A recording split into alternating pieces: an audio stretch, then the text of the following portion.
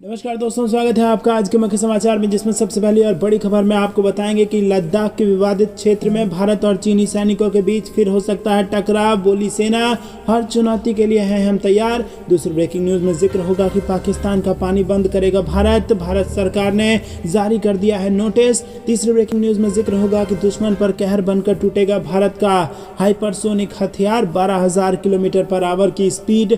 ओडिशा में हो चुका है इसका टेस्ट। साथ ही साथ चौथी खबर में आपको बताएंगे कि आगामी लोकसभा चुनाव 2024 में सभी रिकॉर्ड तोड़ देंगे पीएम मोदी, हालिया सर्वे पर बोले एकनाथ शिंदे। और पांचवी बड़ी खबर में जिक्र होगा कि भारत में बीबीसी पर लगे बैन, हिंदू सेना संगठन ने केंद्र सरकार को लिखी चिट्ठी। दोस्तों, हर एक खबर की गहराई में आपको ले जाएंगे, लेकिन उससे पहले क्या आपको भी ऐसा लगता है कि भारत में बीबीसी जैसे चैनलों पर बैन लग जाना चाहिए? कमेंट में जरूर बताइए। और अगर आपको भी देश की सेना और पीएम मोदी पर पूरा भरोसा है तो वीडियो को लाइक, चैनल को सब्सक्राइब और बेल आइकन दबाना मत भूलिएगा। रुक करते हैं सबसे पहली और बड़ी खबर की तरफ। लद्दाख के विवादित क्षेत्रों में भारत और चीनी सैनिकों के बीच फिर से हो सकता है टकराव। बोली सेना, हर चुनौती के लिए हम हैं तैयार। जी हाँ दोस्तों, आपको बता दें कि भारतीय चीन सीमा विवाद को लेकर एक रिपोर्ट में बड़ा दावा किया गया है।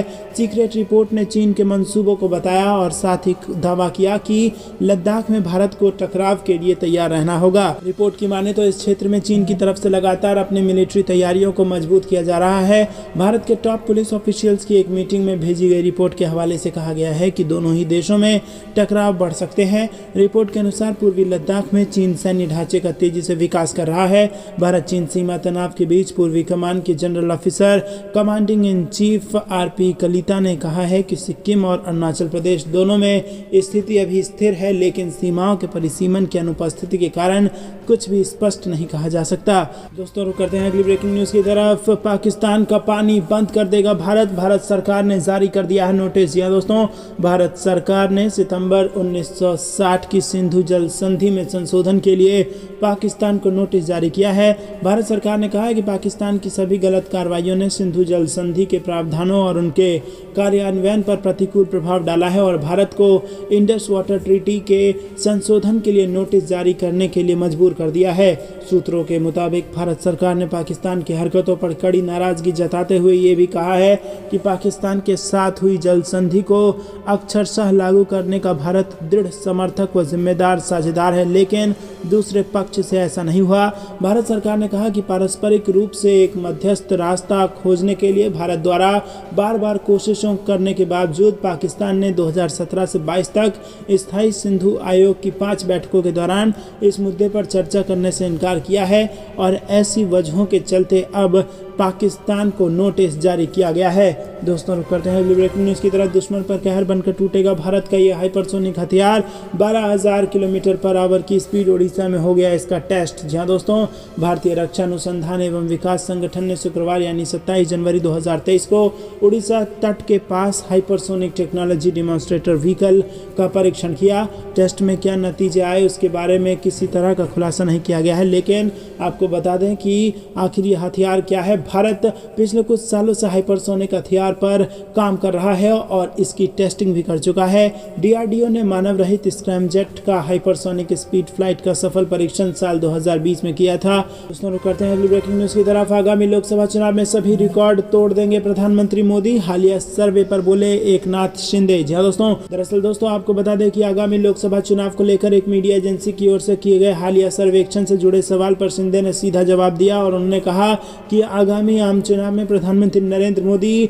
सभी रिकॉर्ड ध्वस्त कर देंगे और एनडीए भारी बहुमत से अपनी सत्ता को बरकरार रखेगा। शिंदे ने कहा कि मुट्ठी भर लोगों के बीच किया गया सर्वेक्षण सही तस्वीर नहीं प्रस्तुत करता। शिंदे ने कहा कि उन्होंने हाल में संपन्न हुए ग्राम पंचायत चुनाव के परिणामों को नजरअंदाज कर दिया, जिसमें बाला साहेबांची, शिवसेना और भारतीय जनता पार्टी ने बहुत अच्छा प्रदर्शन किया था।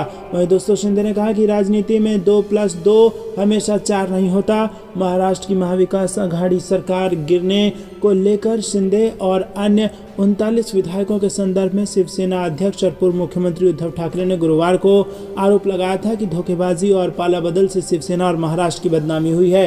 तो दोस्तों, क्या आपको भी ऐसा लगता है कि 2024 के चुनाव में प्रधानमंत्री मोदी पिछला सारा रिकॉर्ड तोड़ देंगे? कमेंट में जरूर बताइए। दोस्तों, रुक करते हैं अगली ब्रेकिंग न्यूज की तरफ। भारत में बीबीसी पर लगे बैन, हिंदू सेना संगठन ने केंद्र सरकार को लिखी चिट्ठी। जी हाँ दोस्तों, आपको बता दें कि पीएम मोदी पर बनी बीबीसी डॉक्यूमेंट्री पर विवाद बढ़ता जा रहा है। एसएफआई विंग के छात्र डॉक्यूमेंट्री डॉक्यूमेंट्री की स्क्रीनिंग चाहते हैं, लेकिन एबीवीपी विंग के छात्र इसका विरोध कर रहे हैं। जेएनयू, जामिया, दिल्ली यूनिवर्सिटी समेत देश के अलग अलग राज्यों में बीबीसी डॉक्यूमेंट्री की स्क्रीनिंग के मामले में दोनों विंग के छात्र आमने सामने हैं और इस बीच हिंदू सेना ने भारत में बीबीसी पर पूर्ण प्रतिबंध की मांग की है।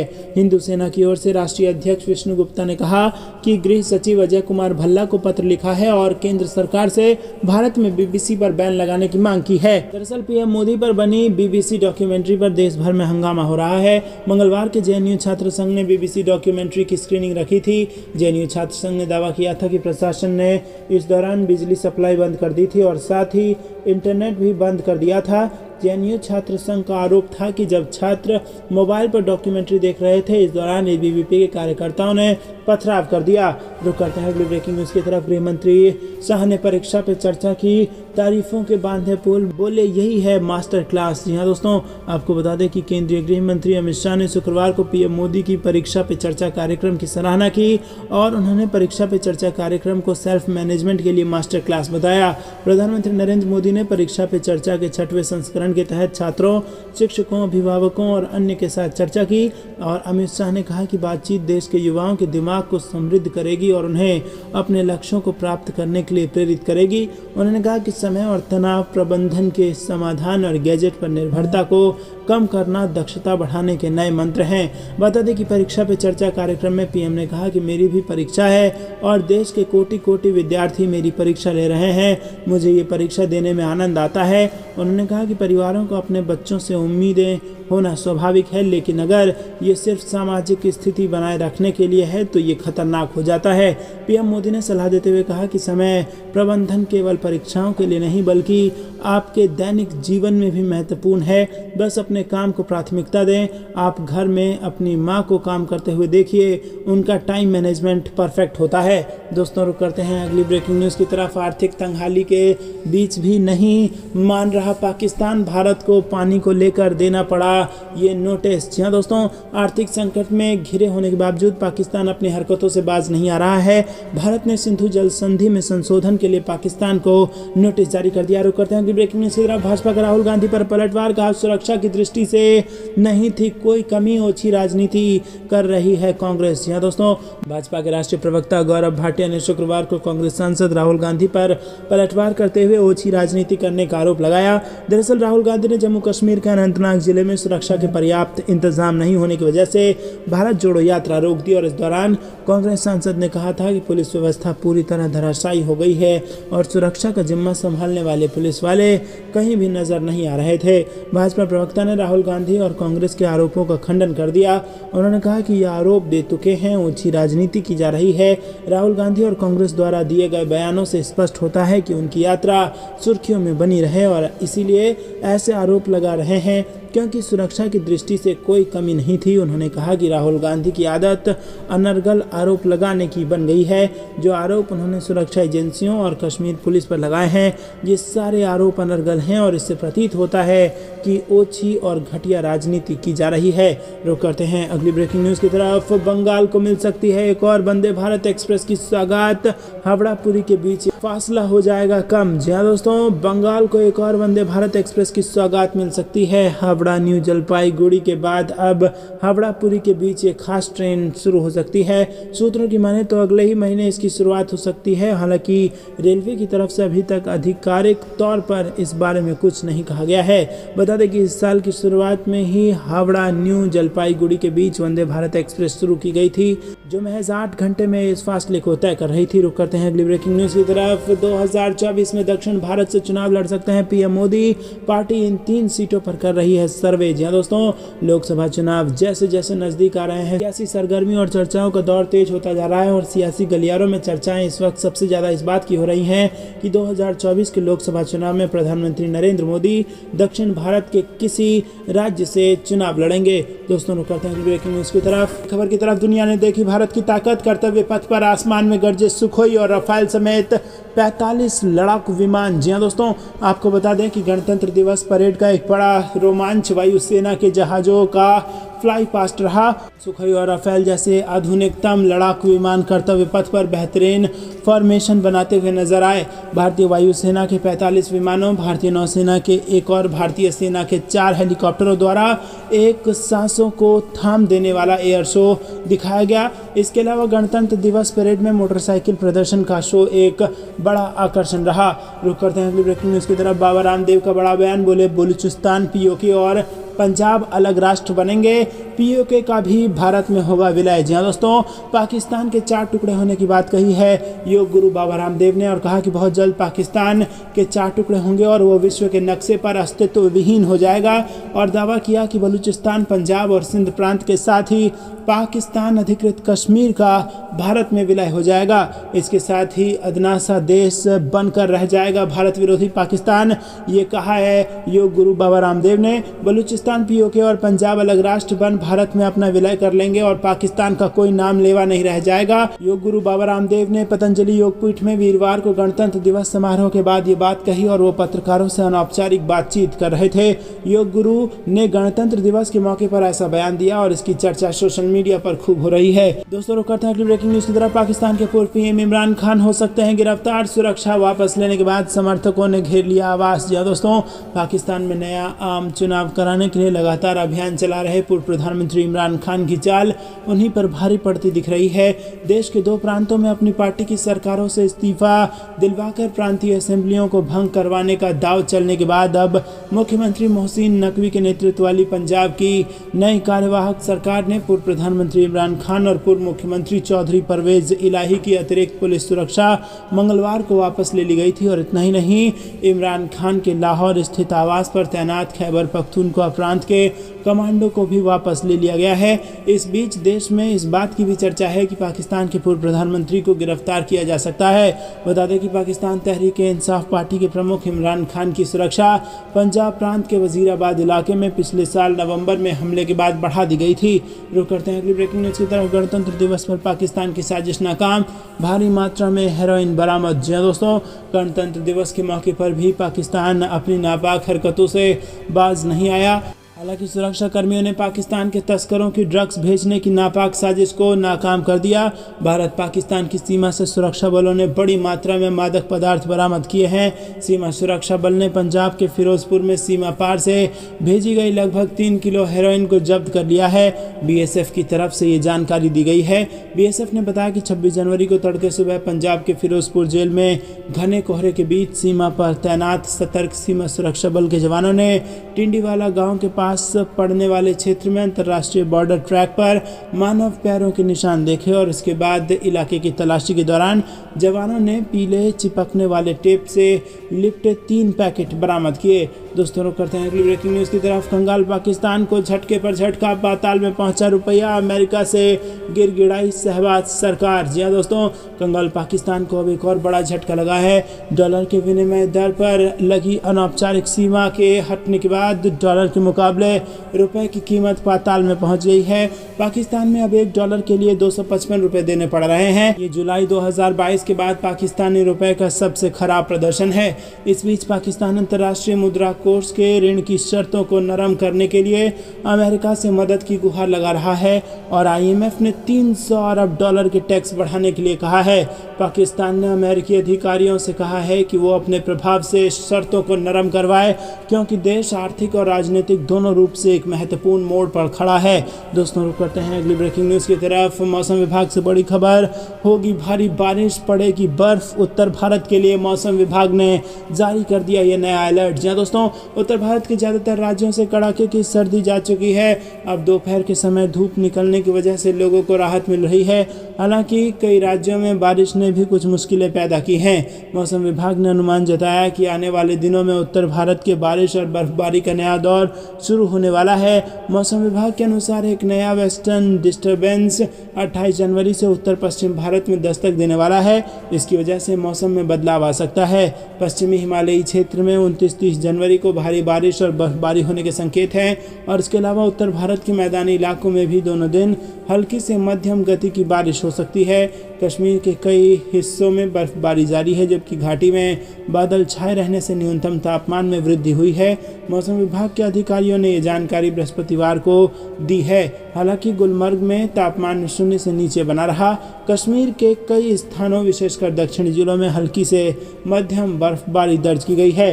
रुख करते हैं अगली ब्रेकिंग न्यूज की तरफ। राम मंदिर को लेकर आया बड़ा अपडेट। नेपाल की नदी में मिलने वाली शिला से बनेगी रामलला की बाल स्वरूप मूर्ति। जी हाँ दोस्तों, आपको बता दें कि अयोध्या में निर्माणाधीन राम मंदिर के मुख्य गर्भगृह में नेपाल की पवित्र नदी काली गंडकी से आए शिलाओं से भगवान राम की बाल रूप मूर्ति का निर्माण किया जाएगा। नेपाल के गंडकी प्रदेश सरकार की ओर से अयोध्या ले जाने वाली शिला जनकपुर के जानकी मंदिर को हस्तांतरण कर दिया गया है, जहां से 30 जनवरी को अयोध्या भेज दिया जाएगा। गंडकी प्रदेश के मुख्यमंत्री खगराज अधिकारी पोखरा के विंध्यवासिनी मंदिर में शिला को सौंपेंगे। दोस्तों रुक करते हैं अगली ब्रेकिंग न्यूज की तरफ।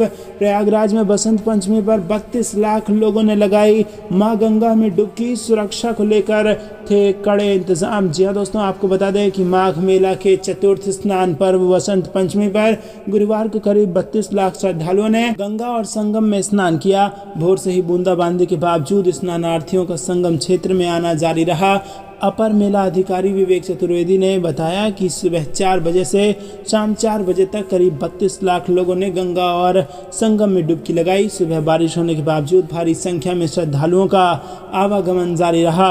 विवेक चतुर्वेदी ने बताया कि गत शनिवार को मौनी अमावस्या पर 2 करोड़ से अधिक लोगों ने गंगा में स्नान किया था। माघ मेले में कल्पवास कर रहे श्रद्धालुओं और अन्य साधु संतों ने भी वसंत पंचमी पर गंगा स्नान किया। और काशी सुमेरु पीठाधीश्वर स्वामी नरेंद्रानंद सरस्वती ने कहा कि सनातन धर्म में पौराणिक मान्यता है कि वसंत पंचमी के दिन ही विद्या और संगीत की देवी माता सरस्वती का जन्म हुआ था, और इसीलिए इस दिन को ज्ञान की देवी मां सरस्वती के जन्मोत्सव के रूप में मनाते हैं। दोस्तों रुक करते हैं अगली ब्रेकिंग न्यूज की तरफ, जिसमें आपको बता दें कि जल थल नभ में भारत की ताकत को और ज्यादा बढ़ाएगा ड्रोन। परिवहन तथा मेडिकल इमरजेंसी में भी होगा इसका इस्तेमाल। जी दोस्तों, युद्ध के मैदान में सबसे ज्यादा घातक और आधुनिक हथियार के तौर पर ड्रोन को देखा जाने लगा है, और सभी देश अपनी सेनाओं में आधुनिक तकनीक से तैयार किए गए ड्रोन शामिल कर रहे हैं। और इस बार गणतंत्र दिवस परेड में आपको भारत में निर्मित पहला पैसेंजर ड्रोन वरुण दिखाई देगा, और इसका इस्तेमाल भारतीय नौसेना कर रही है। हाल ही में प्रधानमंत्री नरेंद्र मोदी ने भी इस ड्रोन की उड़ान को देखा था। इसी के साथ दोस्तों आपको बता दें कि इस ड्रोन की उड़ान को देखने के बाद भारत की सेना की ताकत बढ़ाने के लिए इसका इस्तेमाल अब जल, वायु और थल सेना इसका इस्तेमाल करेगी। रुक करते हैं अगली ब्रेकिंग न्यूज़ की तरफ, जिसमें आपको बता दें कि मिशन 2047 कोविड के बावजूद भी भारत का दमखम बरकरार। विश्व की तीसरी सबसे बड़ी अर्थव्यवस्था बनने की ओर अग्रसर है भारत। जी हाँ दोस्तों, कोविड महामारी से उतार चढ़ाव के बाद भारतीय अर्थव्यवस्था में निरंतर वृद्धि और सफलता का दौर जारी है। अब विशेषज्ञ ऐसे अनुमान लगा रहे हैं कि इस वर्ष भी भारत तेजी से आर्थिक वृद्धि करेगा। साथ ही अगले 1 दशक में भारत विश्व की तीसरी सबसे बड़ी अर्थव्यवस्था बन जाएगा। विश्व बैंक ने हाल ही में देश के सकल घरेलू उत्पाद वृद्धि के अपने अनुमान को 6.6% से 6.9% तक संशोधित किया है, और इस अनुमान से स्पष्ट है कि विश्व बैंक भी वर्तमान सरकार की नीतियों और आर्थिक सुधारों के सकारात्मक प्रभाव को स्वीकार कर रहा है। दोस्तों रुक करते हैं अगली ब्रेकिंग न्यूज़ की तरफ। मुला में निकाली गई तिरंगा रैली, हाथों में झंडा लिए लोगों ने लगाए भारत माता की जय के नारे। जी हाँ दोस्तों, जम्मू कश्मीर देशभक्ति के रंग में रंग गया है, जहाँ एक और श्रीनगर के शेर-ए-कश्मीर क्रिकेट स्टेडियम में गणतंत्र दिवस समारोह की तैयारी की जा रही है, तो वहीं दूसरी ओर बारामूला में बुधवार को तिरंगा यात्रा निकाली गई।